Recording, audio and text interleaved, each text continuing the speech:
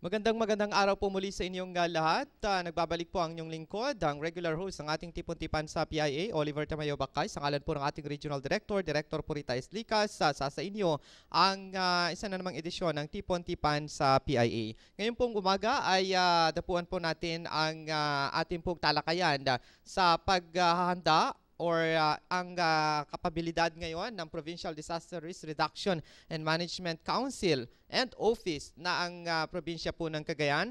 At magkiki-update po tayo sa ilang mga opisyal natin tungkol doon sa proyekto na inilaan po ng United Nations World Food Program sa atin pong lalawigan ng Cagayan. Ano na nga ba ang nangyari sa mga proyektong ito? Kung maalala po ninyo, may dumalo po sa ating press conference noon at inihayag yung mga area kung saan sila nagbigay ng pondo upang mapalakas pa natin ang ating kahandaan pag dumarating ang sakuna sa ating pong lalawigan. Kasama natin si Sir Resty Vargas ng PDRRM Cagayan o Provincial Disaster Risk Reduction and Management Office na siya yung Chief Administration or Administrative Officer and Training Officer. Siya rin po ang na-designate na Chief ng ating pong PDRRM Office. Kasi ang ating PDRRMO ay si Ma'am Edna Hunyo, ang ating din pang Provincial Social Welfare and Development Officer. Kasama din po natin ang isa pong Municipal Disaster Risk Reduction and Management Officer designate ng Amulong Cagayan, si Sir Inocencio Gacias. Siya rin po ay mag-update sa atin doon sa project ng UN World Food Program sa bayan ng Amulong Cagayan. Ito po yung isa sa pinakamalaking programa na o proyekto na ibinigay ng UN. I guess the first project in Cagayan. Ano na ngayon ang nangyari at ano pa yung magiging proyekto ng ating UN World Food Program dito po sa ating pong lalawigan. Kasama natin ang ilang mga media ngayon. Medyo nagkalat yung ibang media dahil merong kasabayang press conference. No? Si kasamang Digna Pagulayan ng RPN DZTG, si Miss Sandy Azurin ng DZGR Bombo Radyo Tugigaraw at si kasamang Mario Olgado ng DZCV. Sa technical side, si kasamang Alvinda De Los Santos, si kasamang Tony Guyagoy at si kasamang John Malonga. At sa kabilang side naman, si nakasamang Letlet Taliping at sa RBC, si kasamang Chubby at Elon. And of course, sa Clearview ay si kasamang JR Sinigyan at si kasamang Kenneth Tudao. Unang tanong kay Sir Resty, kumusta na ang atin pong disaster management program? Alam natin na from the Provincial Disaster Coordinating Council, dahil nga doon sa bagong batas na inilabas, nagiging Provincial Disaster Risk Reduction and Management Office na po tayo ngayon. Meron na ho ba tayong sariling tanggapan, Sir? Yes, maraming salamat po kasamang Oliver. Ang Provincial Disaster Risk Reduction Management Office na ngayon ay yung dating Provincial Disaster Risk Reduction Management Council na naka-under sa Provincial Disaster, na nakapaloob or naka-integrate doon sa Provincial Social Welfare and Development Office na siyang secretariat ng PDCC dati, ay ngayon po ay meron na po siyang sariling opisina. Ito yung situated dito sa may Old Shed P building, now the PDRRMO building ng probinsya ng Cagayan. Now, with the passing ng Republic Act 10121 or the Disaster Risk Reduction Management Act of 2010, ito po ay mandated na lahat ng municipal disaster ng LGUs ay magkaroon po or mag-establish po ng isang opisina ng Provincial Municipal Disaster Risk Reduction Management Office. Now, ang probinsya po ay ang PDRM officer po natin na designated po ay si Ma'am Edna Hunyo na siyang PSWD rin. Now, under it ay meron pong tatlong chief, yung Chief Research and Planning, Operations and Warning, and then Admin and Training. So, yun po yung composition. Hindi po na-follow yung sa regional concept, sir. Kasi sa regional concept is meron yung 4 vice chairmen na sa preparedness, response, mitigation, ano pa yung pang-apat, rehabilitation, I guess. Okay. Sa inyo is iba naman. Yung after ng the chief is merong training, research, parang extension, parang ganun po yung concept naman sa province. Opo. Yung National and Regional Disaster Risk Reduction Management Council, meron po silang vice chairman. Ito po yung vice chairman on preparedness, response, rehab and recovery, and apat po yun, DOST, DSWD for response, yung DOST for DILG for preparedness, DOST for warnings.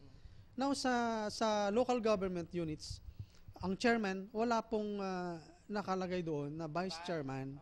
So after that, yung chairman, then lahat na yung mga department heads ng isang automatic LGU. kasama. Opo, like Under. yung agriculture office, social welfare office, engineering office, and so forth and so on. So yun po yung kwan. Ang bago po dito kasamang Oliver ay yung inclusion ng civil society organizations na dati wala po sa PDCC. Yung civil society organization, mga NGOs, mga ganun po. So sa atin sa probinsya po ay kasama po natin yung Pugadlawin, Kabalikat, and religious groups, etc. And media, of course, nandoon po sila. Oo. Sir, sa inyo pong assessment, gaano po kahanda ang atin pong PDRRMC o PDRRMO ngayon kung meron pong darating na sakuna? Yes po, yung ating effort sa provincial sa provincial government, yung preparedness activities po natin ay tuloy-tuloy po yung pagkakandak ng mga symposia, trainings sa mga volunteers or mga responders.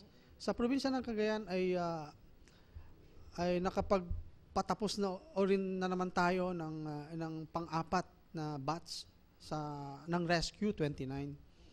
So meron pong sa ngayon nasa 86 po ang members ng Rescue 29 sa probinsya ng Cagayan. Now are they all volunteers, sir? Yes, members? Volunteers, mga iba empleyado po ng Kapitolyo. At yung mga iba talaga volunteer sila.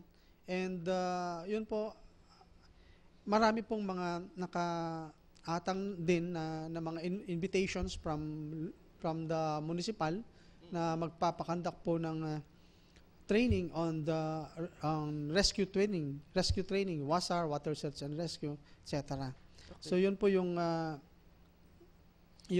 pagtutuunan po natin ng pansin dahil sa probinsya ng Cagayan meron na po tayong 16 rescue groups, including yung mga 16? Sa ROTC, sa Army, meron po sila, sa PNP, meron din po silang rescue groups doon, responders. Sa kabilang na po yung mga nasa munisipyo. Okay. Si kasamang Digna, may katanungan? Thank you very much. Good morning po sa ating lahat. Pag pinag-uusapan po kasi ang trainings on rescue, lagi po nating tinatanong, sir, kung lalong-lalo na sa mga barangays, yung mga barangay officials, lalong-lalo na dun sa, ano ba yung mga nagbabantay sa gabi? Na mga, yung mga tanod, na i-involve sila on these trainings kasi kung minsan sila yung mas malapit, halimbawa dun sa mga meron pong kalamidad. Tama po yan, Ma'am Diggs.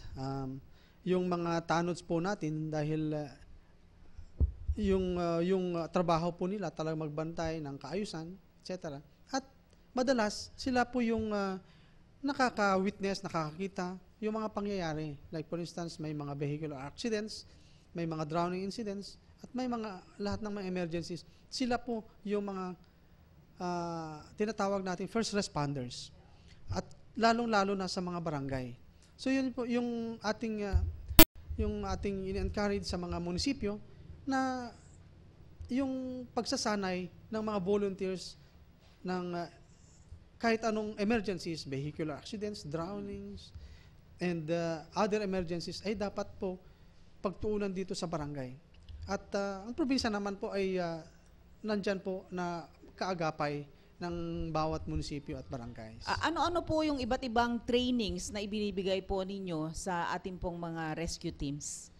Yes, aside from the first aid and basic life support, of course, and then the papaano i-rescue yung nalulunod, yung drowning, Yeah. Kasama po ba Ayan, doon kasama yung po swimming? yun. Opo, swimming lesson. Okay. Enhancement, mga ganun po.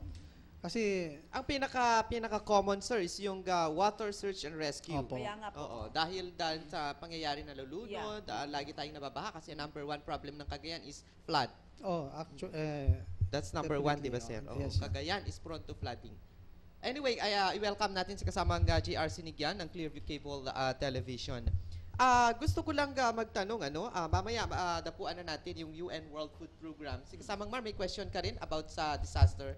Sige, kasamang Mar muna. Tungkol sa disaster, how well equipped kayo sa pag-rescue? Yung mga gamit ninyo? Equipment, tama. Fitness? Yes, sir. May mga bago ba sir?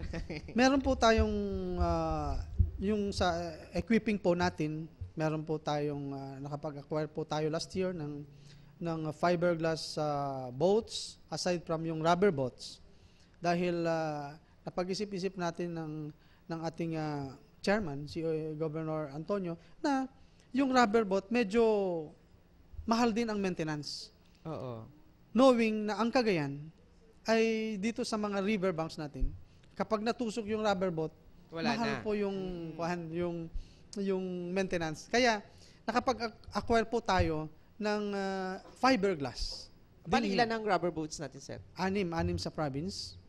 And then we have 3 fiberglass boats na bago, aside from yung 2 fiberglass ulit na nakalagay doon sa may bandang downstream.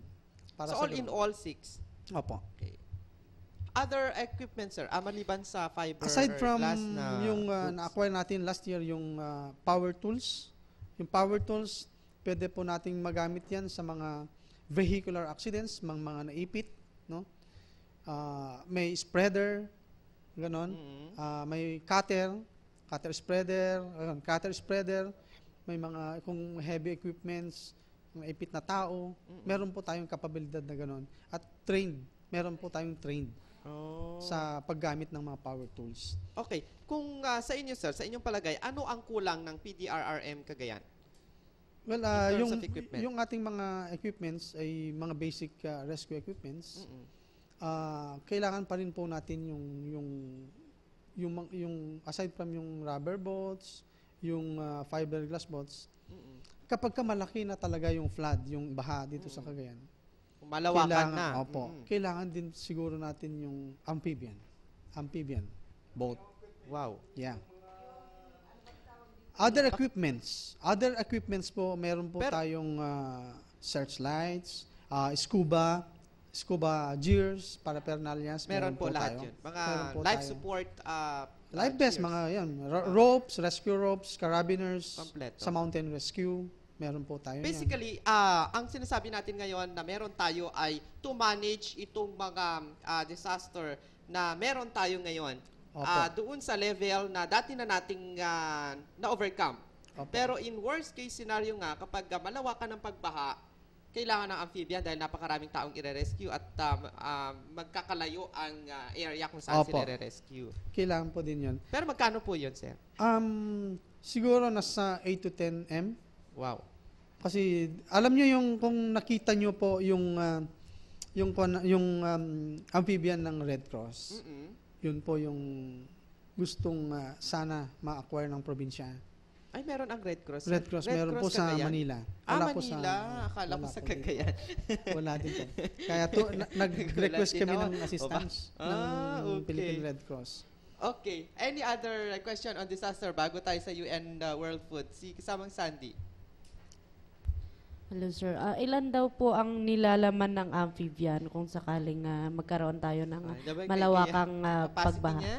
Opo, Yan po yung ating i-reassess muna kasi dahil yung amphibian, bago lang din namin nakita yan.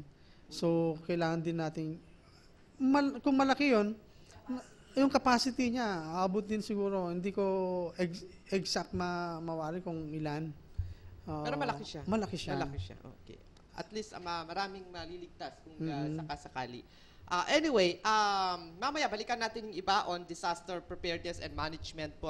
Dako tayo dito sa isang importanteng programa ngayon kung saan nakitie up ang Cagayan. Actually, maswerte ang Cagayan dahil isa ang Cagayan sa recipient ng UN World Food Program. Actually, ang World Food, ang dati nating ginagawa lang ng World Food, pag may binabaha, pag may nasasakuna, pagkain ho ang kanila pong tinadala.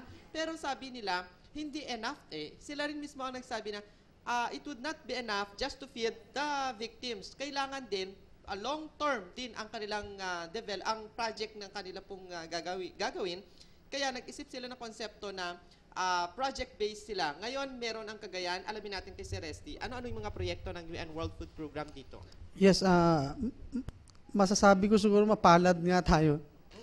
Mapalad tayo dahil recipient po tayo ng UN World Food Program sa Disaster Preparedness and Response Project ng World Food. Kasama ang Cagayan sa 4 na provinces. Sabi nga dito, disaster-prone provinces. Ewan ko kung mapalad po tayo doon. Kasama ang Benguet, Laguna, Sorsogon at Cagayan Province.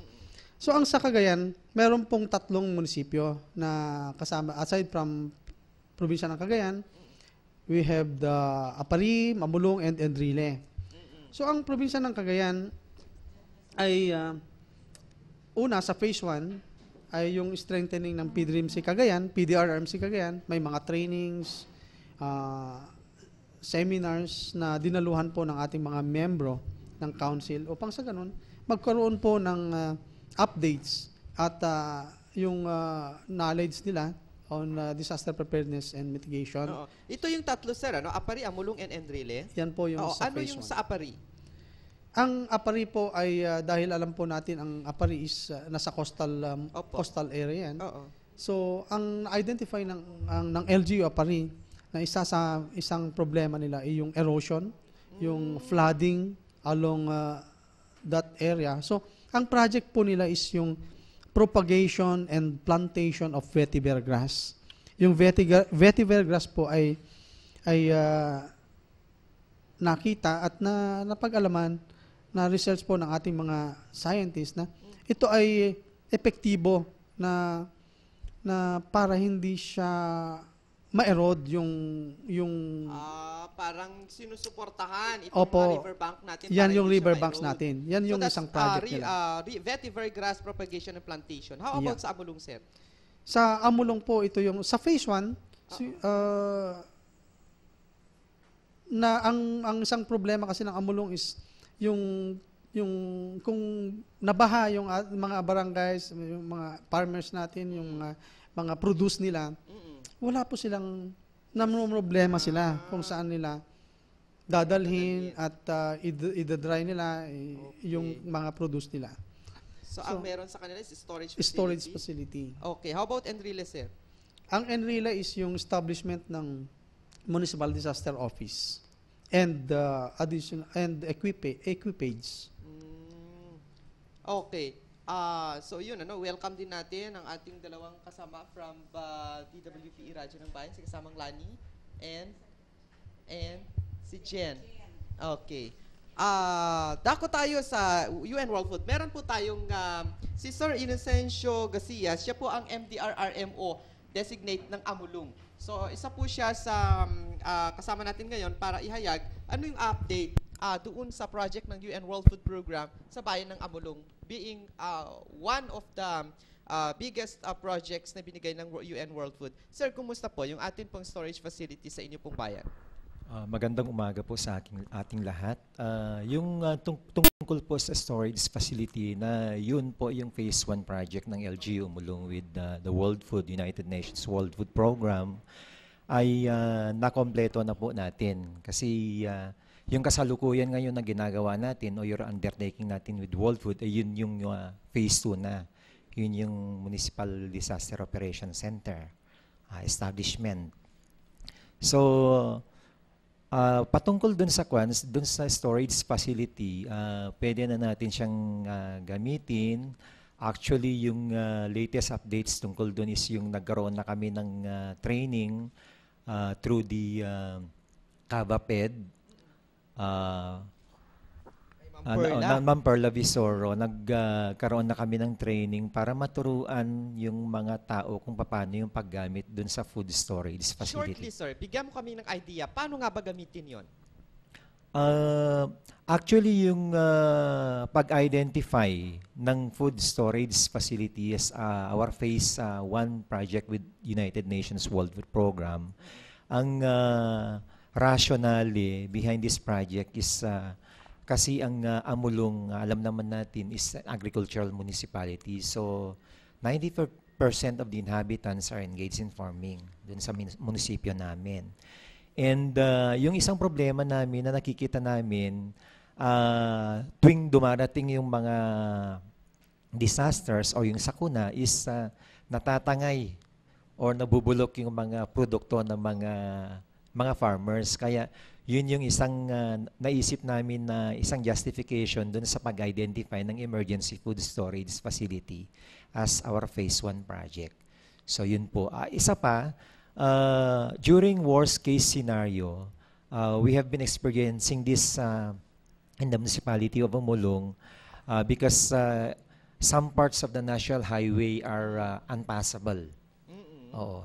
So to all kinds of land transportation. So yun isang nakita namin na problema na dumarating sa amin is yung wala kaming pag-imbakan ng relief goods na ibibigay doon sa mga high-risk barangays namin, yung flood-prone barangays namin. So yun yung isang in-address namin doon sa pagkakaroon ng emergency food storage facility. Okay, so dalawa ang gamit niya, sir, ano? Hindi lang po dalawa kasi para ma-maximize natin yung paggamit doon sa emergency food storage facility, pwede din natin siyang gamitin bilang production area or training center doon sa mga victims ng disasters kasi kadalasan kasi dito sa mga pag may nangyayaring mga sakuna, syempre back to zero kasi yung mga tao syempre nawala sa kanila yung mga sources of livelihood nila. So when they go back to their respective community, syempre walang-wala sila. So what we do is we have to engage them in livelihood enterprises or projects, and then bago sila magkaroon ng ganun is magkakaroon muna sila ng training. How big is this, sir, and how much? Alin po, sir? Yung storage facility. Ayun yung question mo, sorry. Question mo na lang ulit. Gaano daw kalaki at saka magkano po? Tanong ni Madam Digna Pagulayan. Okay, yung area po niya is approximately 8 by 16 meters.